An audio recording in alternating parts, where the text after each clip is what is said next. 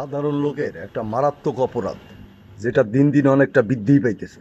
কারণ আসলেই এই ন্যায় অন্যায় না বুঝে হঠাৎ করে পথে ঘাটে চলার পথে এই সংখ্যার উপর ডিপেন্ড করে সাধারণ লোকজন ওই পাশে যায় দাঁড়ায় এবং তাদেরকে রায় দেয়।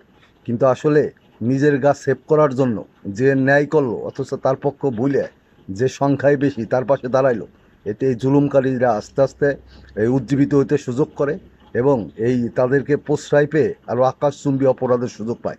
দর্শক, এই জন্য সাধারণ জনগণ এগুলো থেকে বেরোয় আসতে হবে। আর নেতাদের অবস্থাও তাই। নেতারা মনে করে যে অমুক অমুকের পাশে লোক আছে অনেক, আর এই সাধারণ এই যতই ন্যায় করুক এর পাশে লোক নাই, এ পাশে দাঁড়াইলে আমার ভোট কমে যাবে। আসলে এটা ভুল ধারণা। কারণ যদি আপনি ন্যায় অন্যায় দেখে রায় দেন, সমাজ আপনাকে এই সঠিক হিসাবে যখন চিনবে তখন আপনার ভোট কোনো বিষয় না।